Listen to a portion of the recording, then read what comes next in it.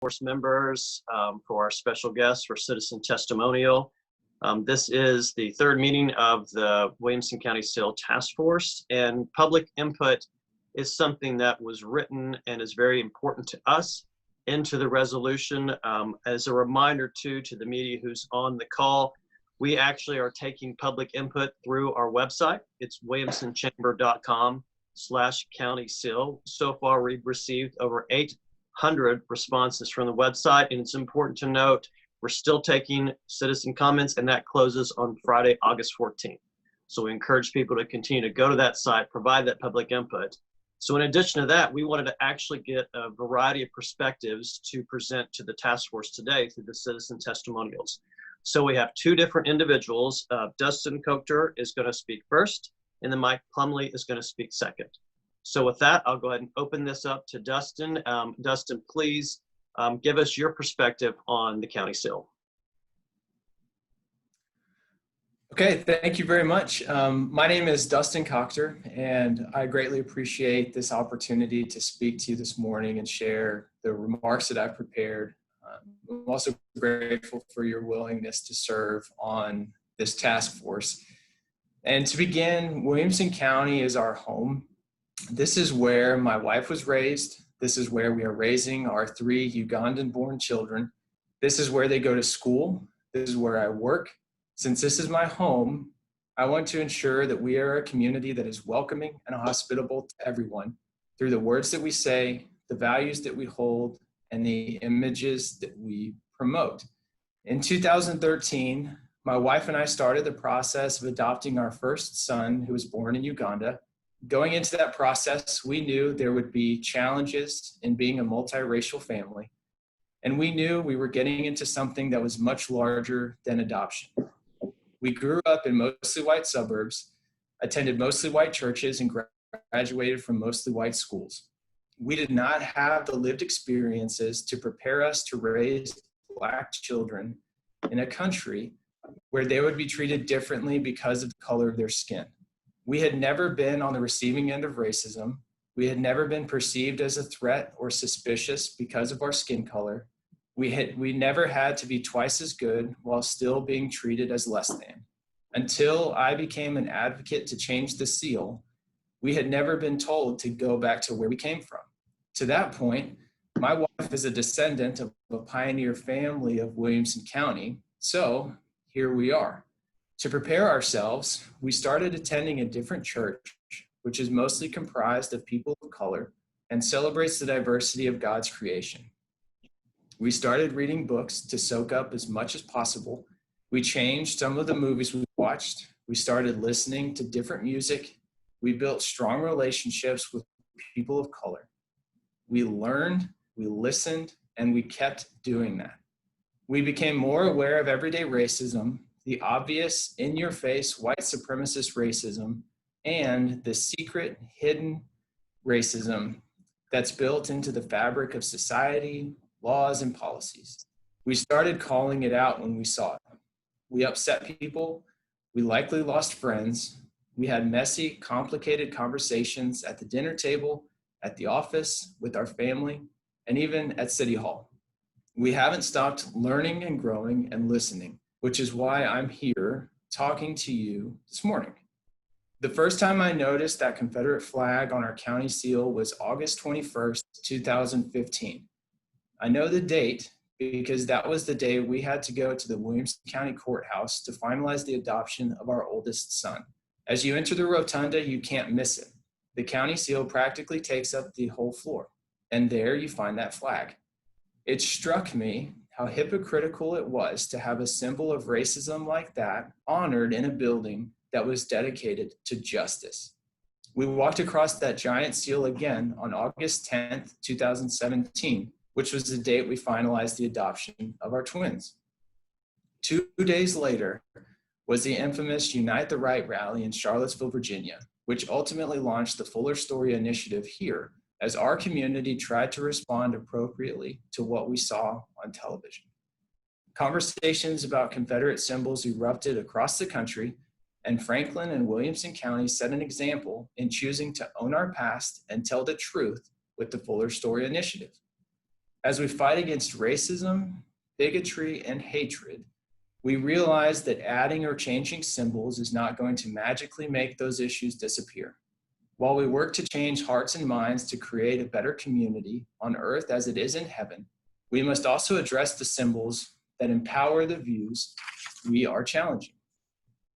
The more I learn about the Confederacy, the more I realize how inappropriate it is to have that flag as an official representation of the residents of Williamson County and our county government. Yes, before and during the Civil War, there were racists on both sides of the Mason-Dixon line. However, on April 9th, 1865, the government built, in the words of Alexander Stephens, quote, upon the great truth that the Negro is not equal to the white man, that slavery's subordination to the superior race is his natural and normal condition, surrendered to the government that was built on the foundation that all men are created equal. America in its founding was not perfect, but it looked to form a more perfect union.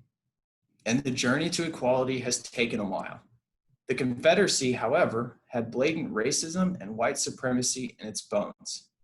We know what we are taught, and this is not the Civil War history we are taught. We are taught a whitewashed Daughters of the Confederacy version in which those who fought for the South were noble, right, just, and heroic. The superior race doctrine was rebranded with Southern heritage, and it simply became just a flag to some and a symbol of racial intimidation to others, including pro-Confederate organizations, the Klan, and modern-day white supremacist groups. It is also a symbol of pain for many Black Americans who have been victims of racist acts from those who proudly wave that flag. Additionally, we are not taught that more than 4,400 Black men, women, and children were lynched in America from Reconstruction to the beginning of the Civil Rights era, 5 of which occurred here in Williamson County. As we look at those pages of history, we must also address the context of when this seal was adopted in July of 1968. This was a great period of progress in the Black community with school desegregation, the Voting Rights Act, and 2 Civil Rights Acts. Sadly, it is also a significant moment to point out that it was also only a few months after the assassination of Dr. Martin Luther King Jr. It was also the same year Williamson County's popular vote for president was cast for George Wallace, a racist segregationist. Even if we believe the intent of the adoption of this seal was above reproach, we cannot ignore the overall impact it had in the late 1960s and still carries today. Changing the seal may not be a popular idea, but neither was abolition. I learned as a child that the right thing to do isn't always easy, and it's rarely the popular choice. Some oppose this idea because they think it will change or erase history. We learn about history by reading books, articles, and historical markers, by visiting historical sites like Carnton, the Macklemore House, or the Carter House, or by seeking the counsel of local historians. We will never forget the Confederacy, the outcomes of the Civil War, or the Battle of Franklin. In 1999, the Franklin Police Department changed their shield to remove the Confederate battle flag and the image of Chip, but we still remember our history. That same year, in the United Daughters of the Confederacy Patriot Ancestors album, Brentwood's own Mary Snead Jones was honored for the work she did in 1979 to convince the Brentwood police that they should wear a sleeve patch to honor General Nathan Bedford Forrest. This patch featured a gray-suited Forrest riding on the back of a white horse, carrying the same Confederate flag which is on our county seal. Brentwood police stopped wearing this patch in the 1980s, but we still remember the Civil War. Thankfully, both police forces discontinued the use of Confederate symbols as a representation of their organizations and the people they serve. Now it's time for Williamson County to do the same thing. Lastly, our county seal does not meet the definition of a memorial as laid out in the Tennessee Code annotated 4-1-412, also known as the Heritage Protection Act. Based on the language of the act, the county is of the legal opinion that, quote, any memorial, including artwork that commemorates a historic conflict like the Civil War, cannot be altered unless it's by the Tennessee Historical Commission. However, this opinion, based on an interpretation of a word that isn't even in the act, is not supported by the state's definition of memorial, since the entire Williamson County seal was never, quote, erected for, named, or dedicated on public property in honor of any historic conflict, historic entity, historic event, historic figure, or historic organization. It is not a memorial and is therefore not under the authority of the Heritage Protection Act. So, any removal or alteration of the seal does not require a waiver from the Tennessee Historical Commission. Were the entire seal actually a memorial, it would be unlawful for county letterhead featuring this seal to be thrown away or destroyed, and it would be unlawful to remove the county seal from any county vehicle before its disposal or sale. This piece of art was simply given as a gift to the county in 1968 and was adopted to serve as the seal. On that basis, the county commission has the authority to handle this entire matter on its own without involving the Tennessee Historical Commission. Overall, organizations change their logos and cast new visions to show greater sense of purpose. The old ways are not gone, and they remember their roots, yet they strive for something greater for themselves and the people that they serve. It is my hope, along with the more than 11,100 people who have signed my petition, that the task force comes to the conclusion that the seal should be changed to remove the Confederate battle flag, and that the Williamson County Commission, our governing body made up of 24 individuals representing our entire county, act to remove the Confederate battle flag as well. Thank you very much for your time. I appreciate it. Great. Thank you, Dustin. I appreciate that. Now we'll go to Mike if he's in the waiting room. Ellie, do you see if Mike's in the waiting room? He's joining right now, Matt. Okay, perfect. Great. Thanks so much.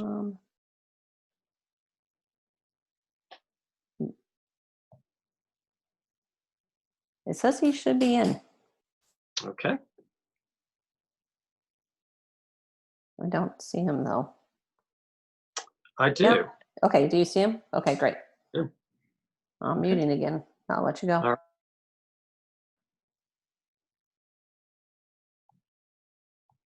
All right. Mike, welcome to the task force. We want to provide a variety of perspectives, so please share your view on the county seal. Make sure you, Aurelia, are you unmuting them?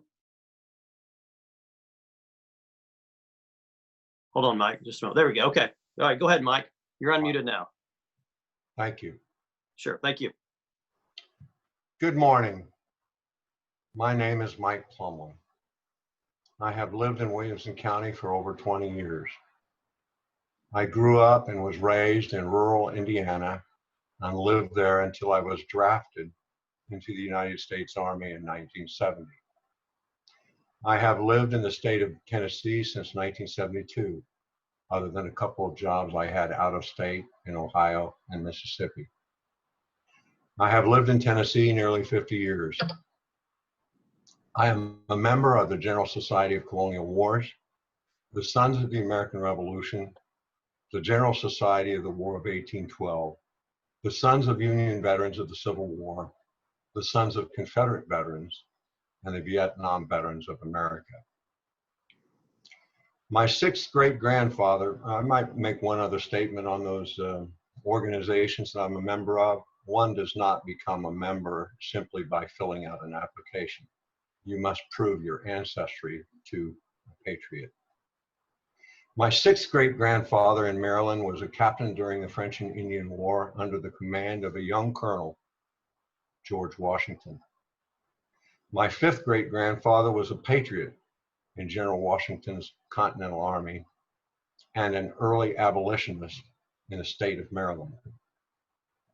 My great-great-grandfather was a Union soldier in the 122nd Ohio Volunteer Infantry His cousins were Confederates in the 25th North Carolina.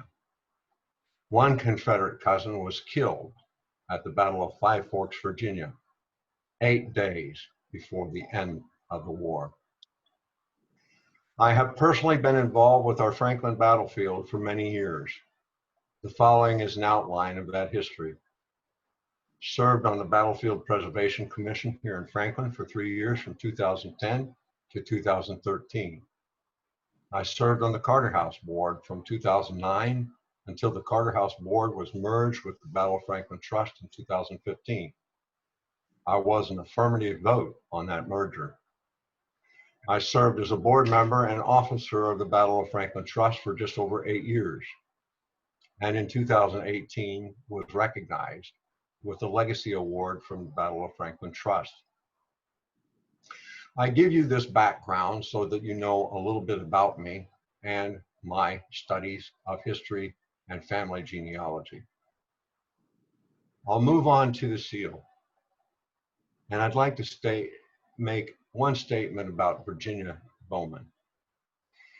There have been inferences cast by some of the press reporting that Mrs. Virginia Bowman may have provocatively included the flag on the seal because of the civil rights movement in 1968. I think this is unfair to Mrs. Bowman. Mrs. Bowman's legacy of giving much of her life to the history of Williamson County, as well as the many other good deeds she accomplished, should not be lost nor forgotten. The county seal portrays the history of Williamson County. The Civil War was a very ugly and horrific part of that history. But regardless of this ugliness, a significant battle was fought here with over 10,000 casualties. The cannon and flag on the seal represent that period of history in Franklin.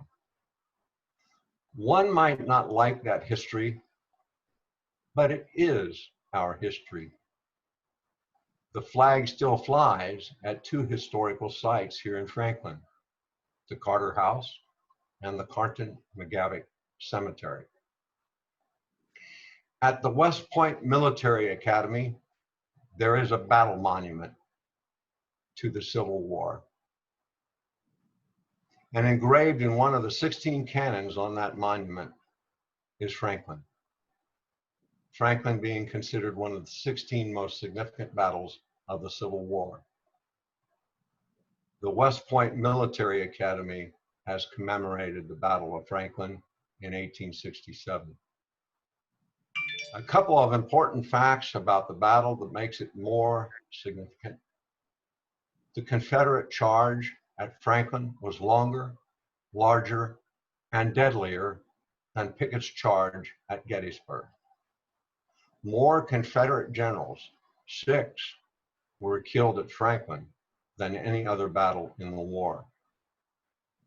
My personal feelings and that of many are that the cannon and flag should remain as reminders of our past, of the struggles, and the blood that was shed here. We may not like the cause, but the boys of Tennessee went off to the military when their country called, just as I did when drafted over 50 years ago. Drafted, conscripted. I did not run away to Canada as some did. I was never in favor of the Vietnam War, nor understood even why we were fighting it. But I honored my country's call to service. And most of these volunteer Confederate farm boys answered that same call and fought side by side and died within moments of each other on November 30th, 1864. These were boys, fathers, sons, uncles, cousins, preachers, teachers, friends, and neighbors.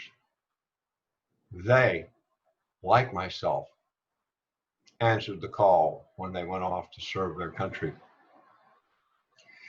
As you review and deliberate over the future of the seal, please be mindful of the atheists, the agnostics, or any number of other religions who may call for the Bible and cross to be removed from the seal in the future. Today, Civil War tourism contributes greatly to the Williamson County economy. In fact, it drives a lot of commerce in our community. People come and visit our battlefield sites.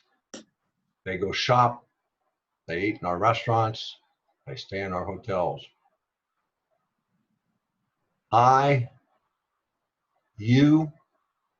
We realize the winds of change are swirling all around us. If it is deemed the seal must change, then may I respectfully request you will commemorate the Battle of Franklin in some way. It was a turning point in the war in the West and led to the eventual downfall of the Confederacy. In closing, it is my belief, and that of many, we should leave the seal as is, representing and reminding us of this part of our history. Thank you for listening to me today, and my best to you in your deliberations on this important subject. I know it's difficult, and I know you are all also volunteers. That concludes my presentation. Thank you. Great. Wonderful. Thank you, Mike.